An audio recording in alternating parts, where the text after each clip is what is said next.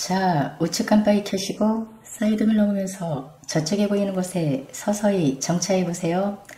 라고 하면서 난 운전석에서 운전에 몰입하다 못해 어깨가 경직된 상태로 핸들을 잡고 있는 여성 운전자에게 지도를 했다. 난 운전학원의 운전강사이다. 군대 제대하고서 이런저런 일들을 하다가 마침 회사에서 정리해을 하는 바람에 돈도 백도 없는 내가 일순위로 잘리게 되었다. 처음엔 내가 회사에서 잘린 것에 대해서 심각하게 받아들이지 않았는데 시간이 지나면 지날수록 구하는 직장은 구해지지 않으면서 조바심이 생기게 되었다. 그러던 중 아는 사람 소개로 지금의 운전학원 강사를 하게 되었다. 노는이 한다고 생각하고 열심히 해봐. 아줌마들 중에는 가끔 팁을 주는 아줌마들도 있으니까 항상 친절하게 대해주고 알겠지? 라고 안면이 있는 부장이 나에게 말을 한다. 예, 알겠습니다. 라고 하고서 시작한 운전강사 일이 벌써 3개월째였다. 에이, 저 아줌마는 도저히 내가 못하겠어? 살 떨려서 조수석에 앉아있을 수가 있나 이건? 하면서 나름 고참에 속하는 강사가 자신의 배차에 불만을 토로하면서 사무실로 들어온다. 왜 그래요, 김 강사님? 이라고 부장이 자기보다 연배가 있는 강사에게 묻자 아, 난 저 아주머니 못 맡아요. 다른 강사 붙여요. 어제도 아주 차가 길가로 굴러가는데도 엑셀레이터를 밟더라고. 라고 하면서 완강하게 강습을 거부한다. 제가 해볼까요? 라고 하면서 내가 나섰다. 솔직히 나라고 해서 좋은 것은 아니었지만 언뜻 보기에 유부녀인지 아가씨인지 모를 정도의 나이에 얼굴이 내가 호감을 가지게 하는 얼굴이었다. 어? 자네가 해보게? 그래, 나 도와주는 셈 치고 한번 해봐. 자, 라고 하면서 나에게 차키를 넘기는 것이었다. 안녕하세요. 새로 사모님을 모시게 된 김상준입니다. 라고 인사를 하고 차키를 건네자 어머, 젊은 강사님이시네요. 어제 그분은? 이라고 묻는다. 아, 예. 집에 급한 일이 생겨서 갑자기 가봐야 한다고 해서요. 제가 해드려도 되겠죠? 라고 하자 밝게 웃으면서 호호, 저야 좋죠. 나이 드신 분들은 좀 불안했거든요. 라고 하면서 차를 출발시킨다. 20여 분을 주행을 하는데도 크게 문제가 있어 보이진 않아 보인다. 이젠 자동차 전용도로로 나가볼까요? 라고 하자 네, 그게 뭐예요? 라고 얼굴도 마주치지 못하고서 묻는다. 자, 저 앞에 사거리에서 우회전하세요. 우회전할 때는 어떻게 하죠? 라고 물었다. 우회전 깜빡이를 켜고 사이드미러 확인하고 다른 차량이 없으면 서서히 라고 하면서 그녀는 교본에 있는 것을 암기하듯이 말을 한다. 네, 좋습니다. 그대로 자, 우회전하기 전에 속도를 늦추고서 사방을 살펴보시고 차가 없으면 이런 식으로 해서 우린 낮 시간에 한적한 시 외곽도로로 들어섰다. 그런데 외곽도로는 한적한 대신에 고속도로 주행하는 차량이 많아서 그런지 그녀는 유독 어깨에 힘이 들어가면서 긴장하기 시작했다. 사모님, 안 되겠네요. 잠시 쉬었다가 가지요. 저기 앞에 보이는 우측에 차를 세워보세요. 라고 하면서 간신히 차선을 바꿔서 내가 말했던 것보다 조금 더 진행해서 커피를 파는 노점상이 있는 곳에 차를 세웠다. 긴장을 많이 하셨네요. 이렇게 운전하시면 어깨 결립니다. 가볍게 하셔야죠. 긴장 푸는 의미에서 커피라도 한잔하고서 출발할까요? 라고 내가 앞에 있는 노점상을 가리키자 그럴까요? 잠시만요. 제가 사올게요. 라고 하면서 지갑을 챙긴다. 아닙니다. 제가 사드릴게요. 라고 하면서 내가 먼저 얼른 내렸다. 어머, 강사님, 제가 사드려야 하는데 라고 하면서 나를 따라서 내려온다. 저기 근데요, 저 아직 미혼이에요. 사모님이라는 표현은 좀 그렇네요. 라고 커피를 한 모금 마신 그녀가 말을 한다. 아이고, 죄송합니다. 사모님이라는 표현이 입에 붙어서 그만 물어보지도 않고서 라고 내가 사과를 하자. 아니에요. 제가 나이가 아주머니 소리를 들어도 될 정도는 되었죠? 라고 한다. 어떻게 되셨는데요? 라고 묻자. 후후, 실례 아닌가요? 여자 나이를 막 물어보고 더군다나 자기 나이는 말도 하지 않고서 라고 한다. 아이고, 연속으로 실수를 하네요. 전 지금 29살입니다. 라고 하자 훗, 우리 조카하고 동갑이네. 난 34살이에요. 호칭은 편한대로 하세요. 라고 한다. 진짜로 34살이세요? 많이 봐도 저하고 비슷하게 봤는데 그런데 조카분이 저와 동갑이라고요? 라고 하자 네, 제가 집에서 늦둥이고 저희 언니가 저하고 나이 차이가 많이 나거든요. 라고 한다. 애인은 있으세요? 라고 묻자 왜요? 없으면 애인하게요? 호호호호 라고 웃으면서 어색한 분위기를 바꾸려는지 차를 향한다. 왜요? 연하는 싫으세요? 라고 조수석에 올라타면서 물었다. 그러자 그녀가 나를 한참 동안 빤히 쳐다본다. 아마도 내가 실없는 농담을 하는지 진심인지를 확인하고 싶어하는 것 같았다. 왜요? 제 얼굴에 뭐가 묻었나요? 라고 하자 호호 아니에요. 눈이 참 막네요. 나이하고 다르게 라고 하면서 출발해도 되죠? 라고 한다. 긴장은 좀 풀리셨어요? 라고 묻자 네, 이젠 이라고 하면서 차를 서서히 출발시킨다. 그런데 갓길에서 본도로로 진입하는데 제대로 속도를 올리지 못하고서 진입을 하는 바람에 카고트럭과 부딪힐 뻔하면서 트럭의 요란한 경적소리 세례를 받아야 했다. 그리고 그 충격으로 그녀는 놀라면서 핸들을 급하게 갓길로 꺾으면서 급정거를 했다. 난 얼른 비상등을 켜고서 후방을 확인했다. 뒤에 다른 차량이 온다면 위험하기 때문이었다. 다행히 차량은 없었다. 괜찮으세요? 라고 하면서 핸들에 얼굴을 받고 있는 그녀의 어깨를 흔들었다. 네, 그런데 운전은 못하겠어요? 라고 한다. 그럼 일단 차를 더 밖으로 이동시키세요 라고 하고서 우린 차를 완전히 갓길로 빼고서 내가 운전석에 앉아 차를 몰았다. 오늘은 그만하시죠 라고 하면서 난 차를 몰아서 빠져나가는 길을 찾았다. 저기요, 저 멀미가 나는 것 같아요. 차를 좀 세워보세요 라고 하는데 편도 1차선으로 접어든 상태라서 마땅히 세울 것이 없었다. 조금만 참아보세요. 여긴 차를 세울 수가 없는 도로예요 라고 하는데 욱 하면서 그녀가 구토를 시작하려고 한다. 저기에 세울 테니까 조금만 참아보세요 라고 하면서 난 속도를 내서 마침 보이는 테레 주차장으로 차를 진입시켰다. 차가 서기 무섭게 그녀는 차문을 열고서 뛰어나가 한쪽 구석에서 구토를 시작했다.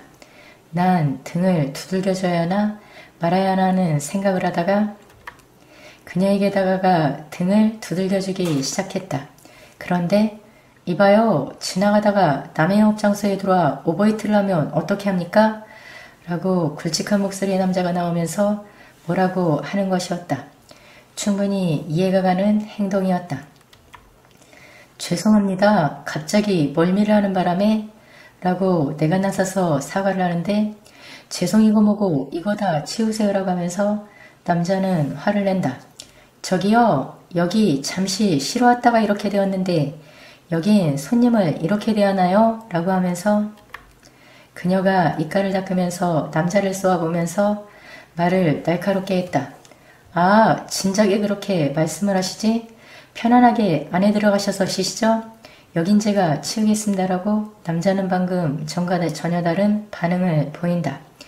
그리고 그녀와 난 졸지에 대낮에 텔에 들어가는 그런 사이로 보여지게 되어버렸다.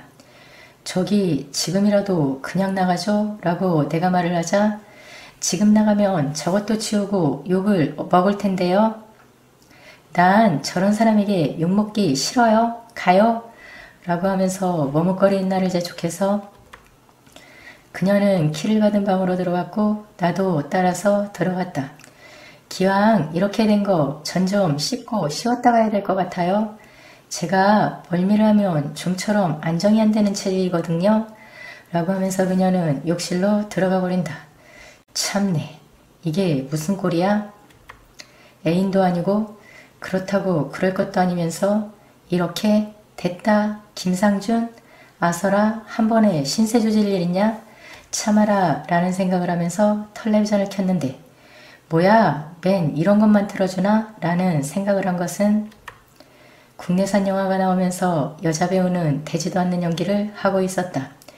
얼마나 오버를 하는지 아예 다른 성우가 더빙을 한 것처럼 이상했다.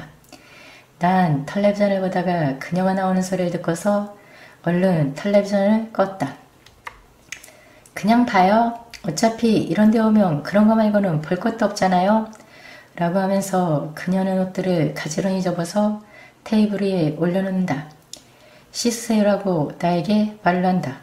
네? 라고 난 되물었다. 왜 그래야 하는지 이유를 몰랐기 때문이었다.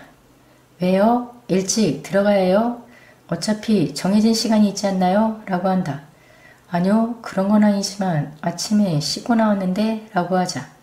제가 좀 자려고 그러는데 옆에 멀뚱멀뚱하고 있으면 그렇잖아요? 그녀는 정말로 아무렇지도 않은 듯이 눈을 감는다. 난 더 이상 이성으로 내 자신을 제어하지 못하고서 그런 후 그녀가 묻는다. 왜 그랬어요? 라고 한다. 알고 있었던 것 아니었어요? 라고 물었다. 뭘요? 당신이 나에게 한 것을요? 아니요? 전 깊게 잠이 들어있다가 그 순간에 깬 건데 라고 하는 것이었다. 미안해요. 전 알고서 저를 유혹하는 줄 알았어요. 그래서 라고 하자 됐어요. 제가 처녀도 아니고 그래도 라고 하면서 웃어준다. 포근하고 편안함을 주는 미소였다. 다음날 그녀는 운전학원에 나오지 않았다. 나 때문에 기분이 상할 것 같다는 생각에 그날은 근무를 하는 둥 마는 둥 하면서 시간이 지나갔다. 전화를 해볼까라는 생각까지 했지만 실제로 전화를 해보지는 못했다. 그리고 그녀는 그 다음날 다시 학원에 나왔다. 어제는 죄송합니다. 저 때문에 라고 주석이 오르면서 그녀에게 사과를 했다. 뭐가요? 아하 그거? 뭐가 죄송해요?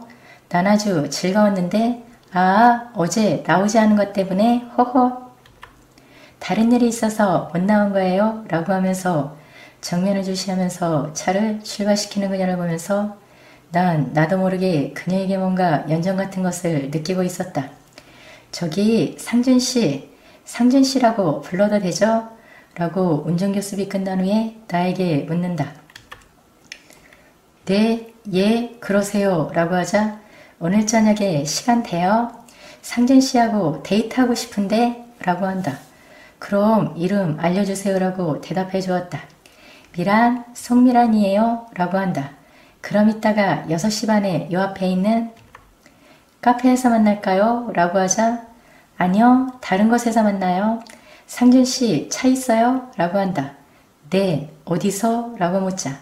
그 카페 앞에 있을 테니까 절대 오고 가면서 이야기해요. 알았죠? 라고 하면서 미라는 윙크를 해주고 학원을 나선다. 야호! 라고 소리를 치고 싶었다. 왠지 기분이 좋지 않았는데 그녀가 먼저 데이트 신청을 해줘서 너무 기분이 좋았다. 어디로 갈까요? 라고 저녁에 내 차에 오른 그녀에게 물었다. 거기요? 우리 처음 이라고 하는 것이었다. 그 텔요? 라고 난 놀라서 물었다. 그녀는 대답 없이 고개만 끄덕이면서 얼굴이 약간 붉게 물들었다. 왜냐고 묻고 싶었지만 그냥 차를 달렸다. 오늘 안 들어가도 되죠? 라고 그녀가 방에 들어서면서 물어왔다. 네, 그건 그렇지만 이라고 하자. 그럼 우리 술도 한잔해요. 라고 하면서 그녀는 프런트에 술과 안주를 주문하고서 들어가면서 술값 계산하고 들어와요. 라고 한다. 뭐지? 도대체? 라는 생각을 하는데 노크 소리가 들리고 난 맥주값을 계산해주고서 들어갔다. 내가 이러는 게 어색하죠? 밝히는 여자라고 보진 말아요. 나와 교제를 하고 말고는 당신이 결정하면 돼요. 라고 하면서 그녀는 능숙하게 그런 후 우린 간단하게 맥주를 마시기 시작했다. 애인 있어요? 라고 난 제일 궁금한 것을 물었다. 왜요? 애인 해줄래요? 없어요. 찾는 중이에요. 라고 한다. 진짜요? 그럼 지금부터 우린 애인이에요? 라고 하자. 애인끼리 말을 너무 어렵게 하는 거 아니야? 그냥 우리 평어로 대화하자. 응? 이라고 한다.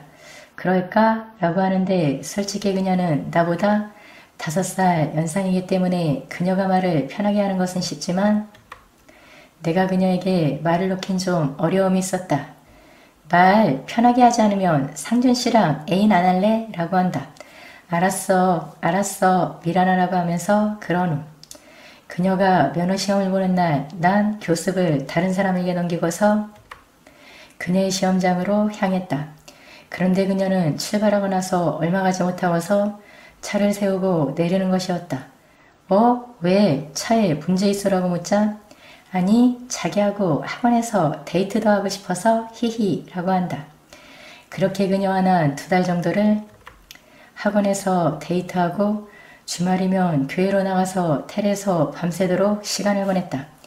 그리고 언제부터인가 술 한잔 하자고 졸라대던 친구 녀석이 다리를 다쳐서 집에서 요양 중이라는 소식을 듣고서 친구 녀석 집에 방문할 일이 있었다. 어려서부터 친구가 아니고 사회에 나와서 알게 된 친구라서 많은 교류는 없었지만 예전 같은 직장에서 많은 도움을 줬던 친구라서 모른 채 할 수 없었다. 오늘은 친구 병원을 좀 가야 할 것 같은데 이따가 늦게 만날까라고 미란하게 말을 하자 나도 오늘 좀 늦는데 내가 말한 적 있지? 상준 씨하고 동갑내기 조카가 있다고 그랬잖아. 그 녀석이 아프다고 그러네. 언니네 잠깐 들렀다가 만나기로 하자 라고 한다. 우린 늦은 시간에 만나기로 하고서 헤어졌다.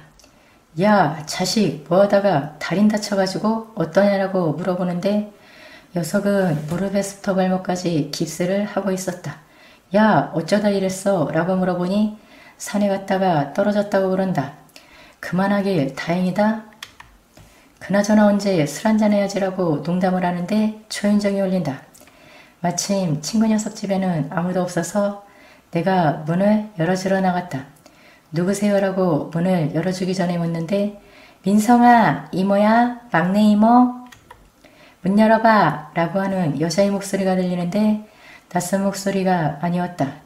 민성이가 아파서 제가? 라고 난 문을 열어주면서 그대로 멈춰버리고 말았다. 상준씨 하면서 미라는 얼른 자신의 입을 손으로 막았다. 누군가 들을지도 모른다는 생각에서 그런 것 같았다. 난 얼른 미란을 데리고 문 밖으로 나갔다. 어떻게 여길? 이라고 내가 묻자 그건 내가 할 소리야? 혹시 그럼 민성이가 상준씨 친구?